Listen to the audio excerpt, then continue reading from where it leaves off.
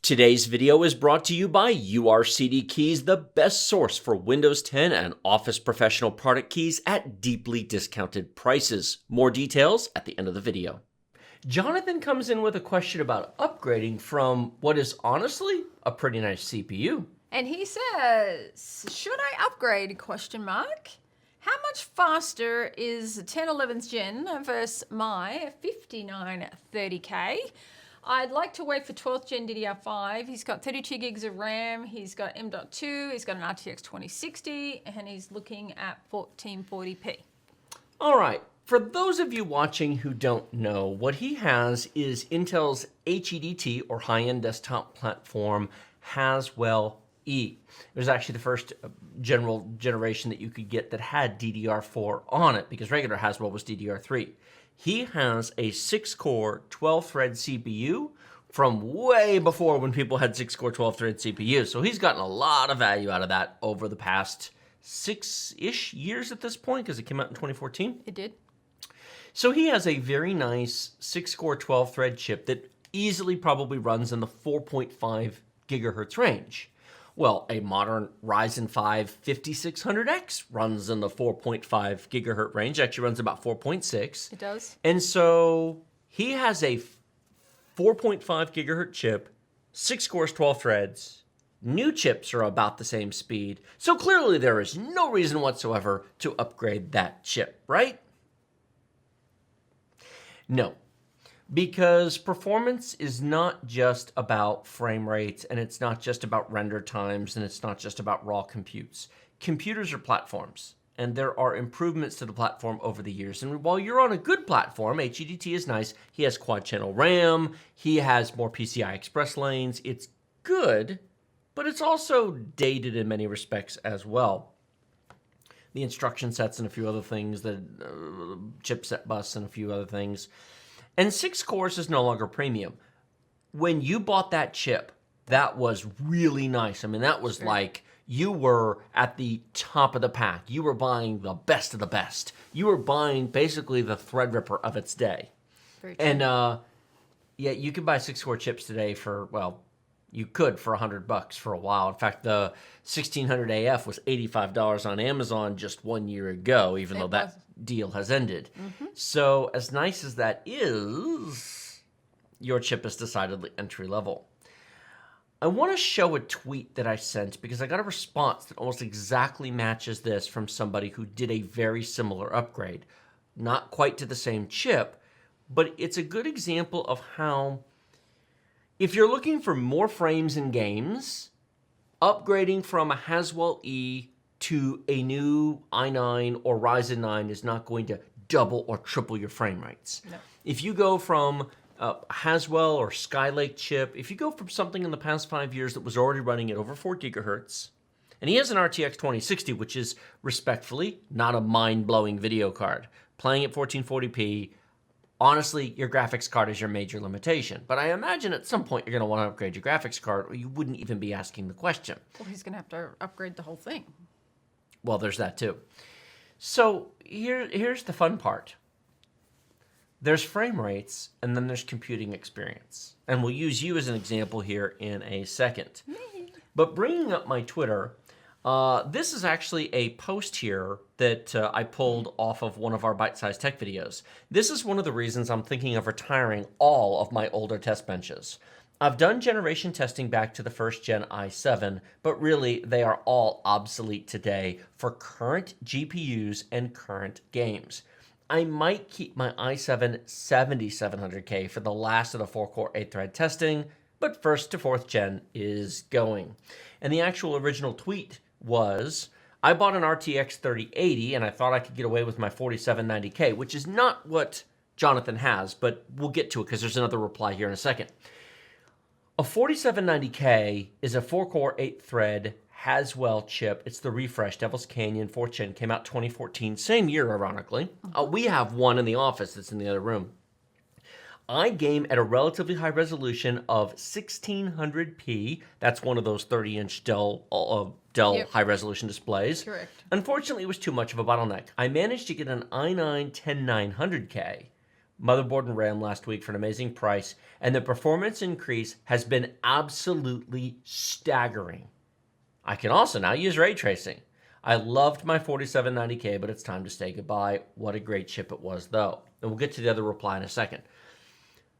If you just run benchmarks, if I set my 4790K up as a clean machine, nothing on it, everything disabled, all the background tasks disabled, antivirus, etc., Windows updates, and I put an RTX 3080 in there, and I run a 2560 by 1600 resolution benchmark, which is 4 million pixels. Correct. And then I take that card out and I put it on an i9 10900K, which I also have, and I run the same benchmark. The average frame rate difference between those two will not be mind-blowingly faster. No. You'll look at the chart. You'll see a graph. If you look at YouTube, you will find lots of channels with a lot of graphs. We have a lot of graphs in a lot of our videos, but they are only a small piece of the puzzle.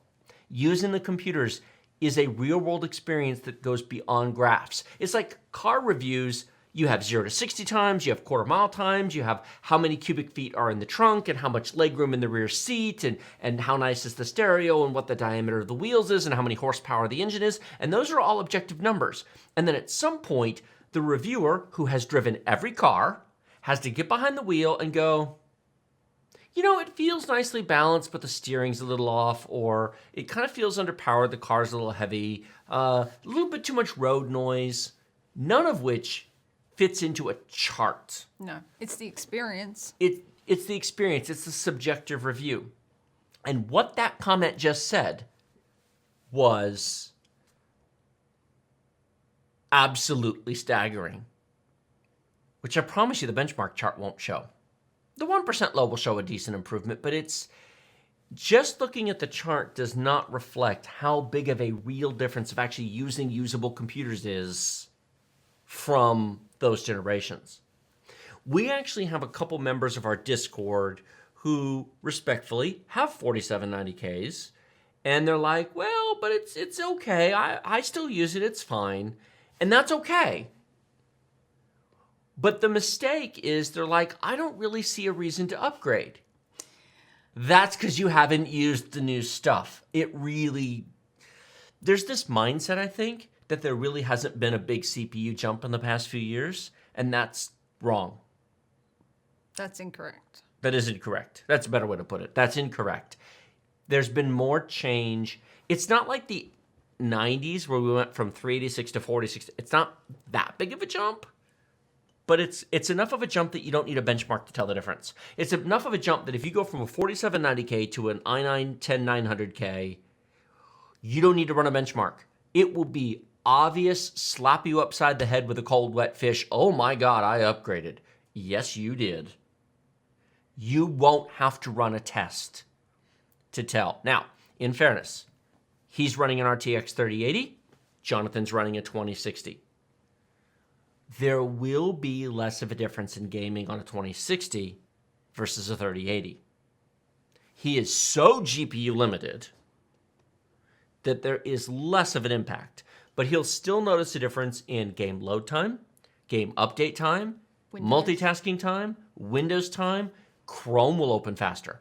That will surprise you more than anything else is how much faster Chrome is, how much faster web pages render. You'll be like, oh, it's just web. The internet's easy. You think the internet's easy? Go load up the internet on a Core 2 Duo and tell me how easy the internet is. That poor granny, 25 seconds to load a page. It's awful.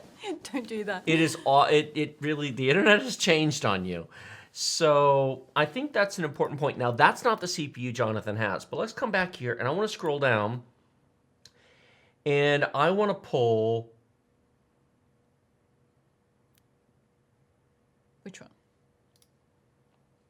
I want to pull... Where is it? This one. Finally upgraded my 5820K GTX 1070 to a 5950X 3080. The 5820K never struggled to run Division 2. But before I even dropped in a 3080, the difference with the 5950X was hugely noticeable. No more sudden frame drops, hitches, and slowdowns during enemy spawns. That sounds like user experience to me. Now let's break this down. Everybody paying attention because it's very important. This gentleman here, Wheezy Tech, didn't go to an i9 10900K like Jonathan was asking about and like the other comment I showed was. Wheezy Tech went to a 16-core, 32-thread Ryzen 9 5950X. Now, I have one. I have not published a benchmark on it yet, but I have one. Yep. I did publish a benchmark on its predecessor, the 16-core Ryzen 9 3950X. And I did it in the Division 2. Raise your hands if you believe the Division 2 can use all 16 cores of that chip. Those of you with your hands up, you all get a gold star because you're correct. It takes certain circumstances. It's not everywhere. It's in only very large, heavy battles with multiple people going on. But when matched with a teammate, fighting in a large battle, engaging multiple groups of enemies at once, I got in excess of 50% CPU usage on a 16-core CPU in that game. And the frame times were butter frickin' smooth. It was the most, in fact, I'm going to turn this over to Rogue because I came downstairs after doing that. He did. And what did I say? Whoa. He was so excited. How often am I... Not very often at all. How often am I A, surprised, and B, impressed by testing? Very rarely. With all the stuff I've tested, do I not usually know what's going to happen? You do, actually. And he'll predict it. He'll call it. He'll go XYZ. Oh, there it is. But I do it, and I film it, and I show it because that's what people want to see. I was genuinely shocked. I was like, wow. A, this game scales. And B, I had never seen it that busy and that smooth. The Division 2 will play on a 4-core chip. It'll actually play on a 4790K 4-core 8-thread chip just fine, so long as you don't get into the multiplayer battles with big combat going on. But outside of that, for most of the game, it's fine 98% of the time. Right. But it does hitch sometimes, and it does frame skip, but you learn to live with that. The smoothness on 16 cores, I rarely go,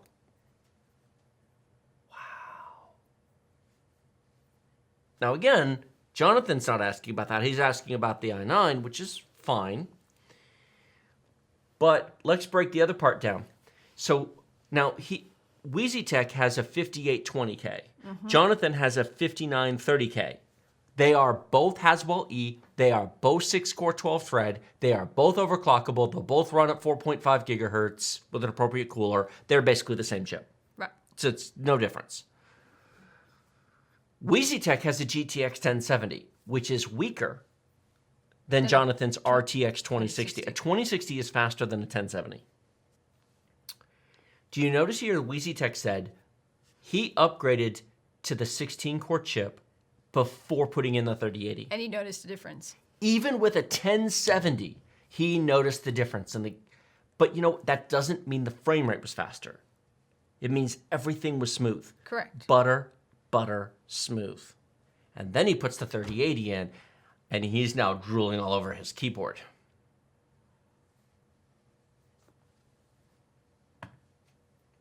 So, when Jonathan says how much faster is a 10th or 11th gen Intel versus his Haswell E, or should he wait for the 12th gen?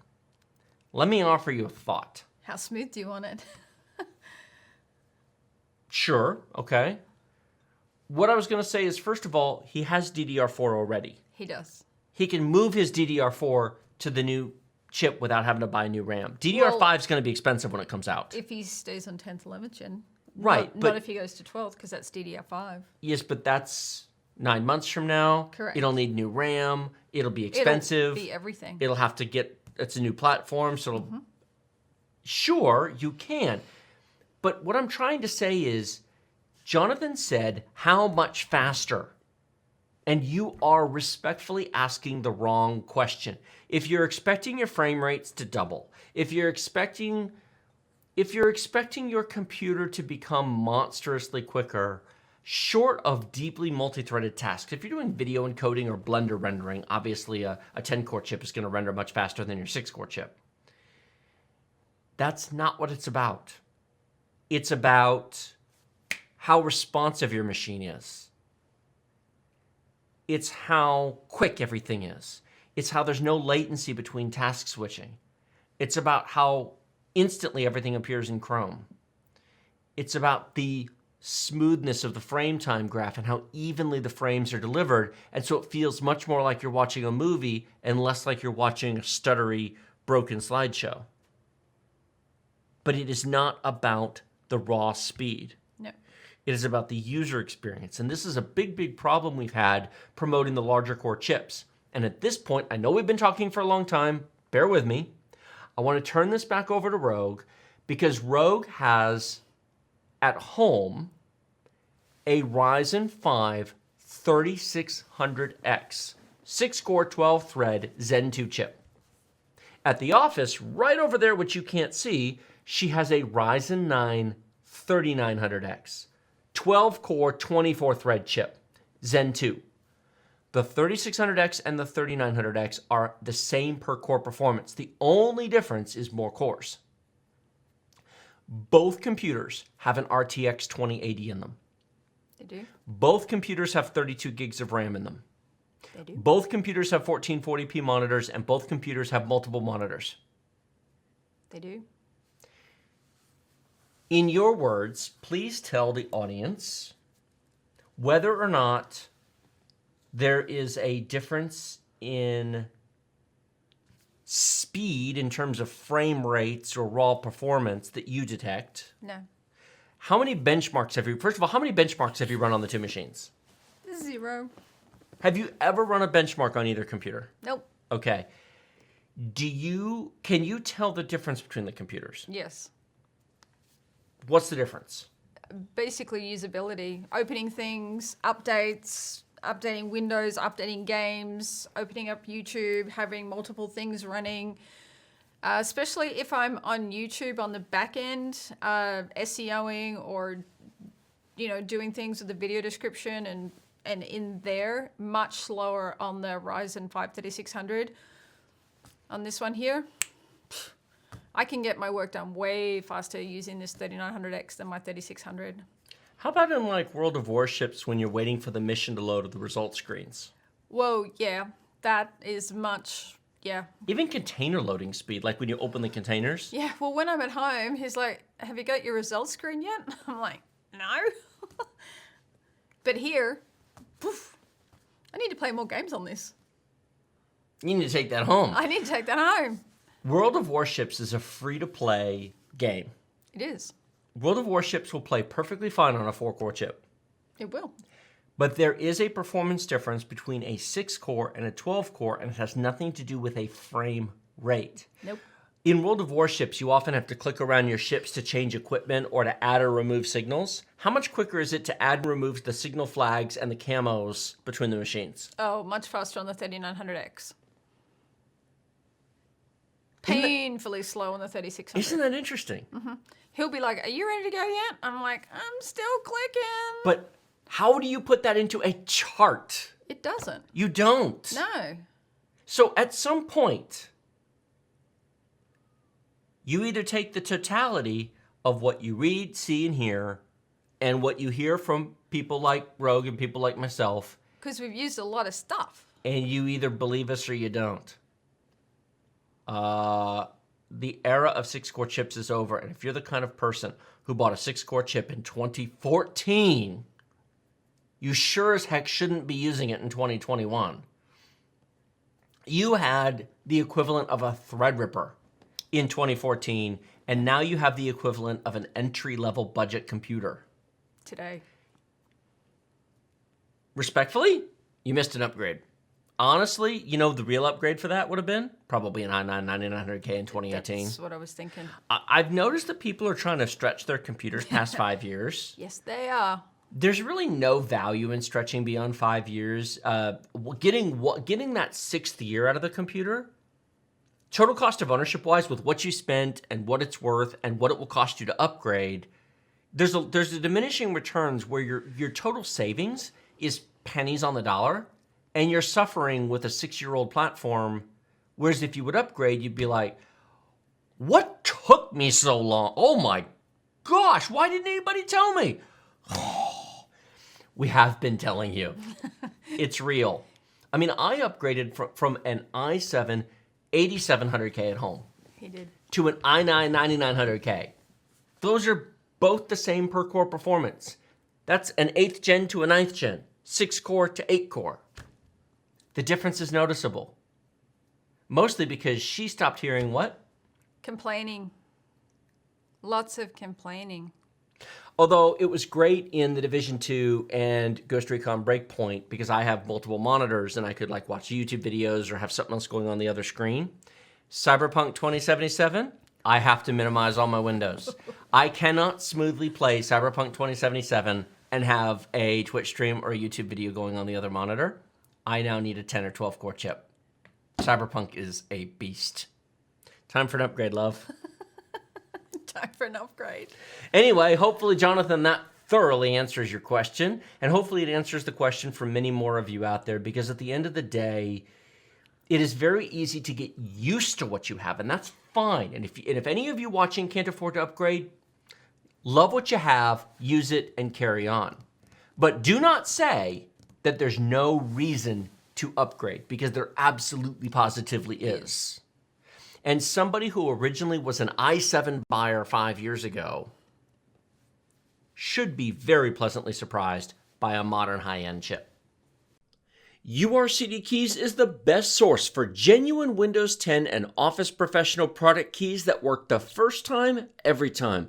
Get 20% off normal prices using our discount code BST for Byte Size Tech and the link in the video description below. $15 gets you a Windows 10 Professional OEM key that is a real product key, activates directly with Microsoft, use it forever as it links to your Microsoft account, and it works through reinstalls.